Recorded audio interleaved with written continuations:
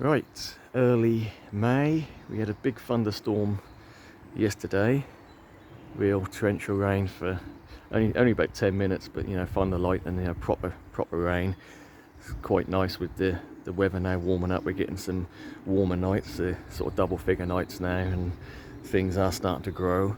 So I thought we'd have a quick update on the Phoenix canariensis. I'll just give you an idea of the trunk size on this now. So this is my hand.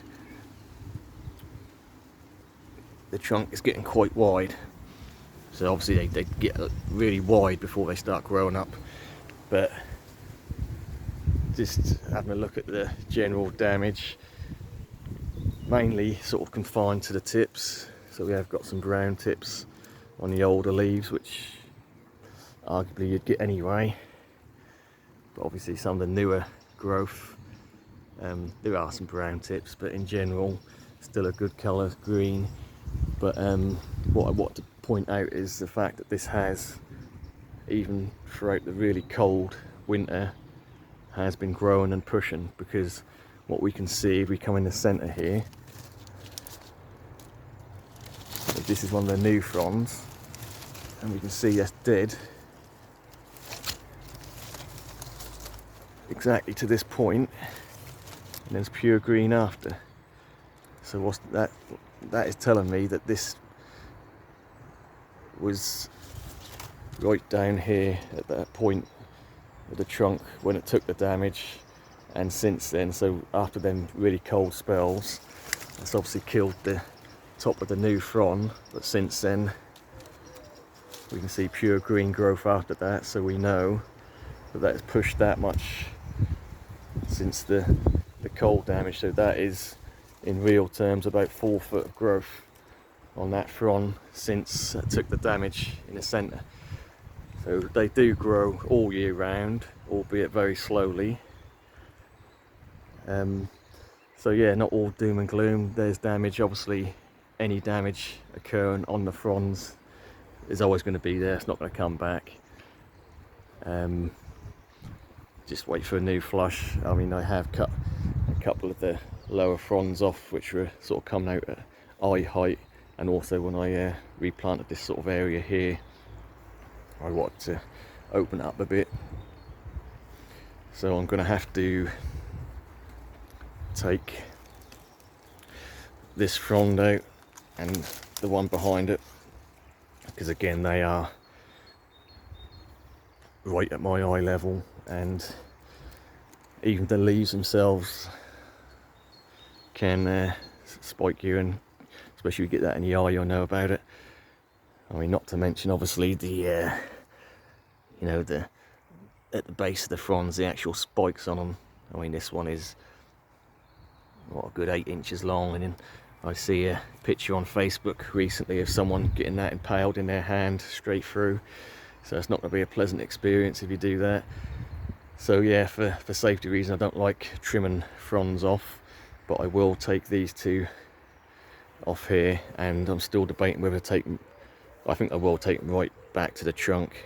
I mean, in theory, I could sort of cut them here, but it always looks a bit odd when you've got half a frond. It doesn't look nice.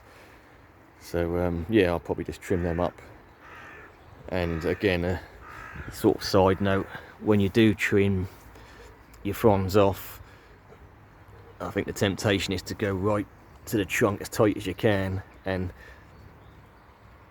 I do believe that if you do that, you can restrict the growth, pushing it outwards. That can sort of inhibit and slow it down a little bit. So I always leave, I don't know, about 4-5 inches just to allow it to open up as the growth pushes through. That'll open up. So yeah, that is the update on the Phoenix canariensis. That is been in the ground for probably 10 years now. Only the last 2 or 3 years has really started to put on some growth.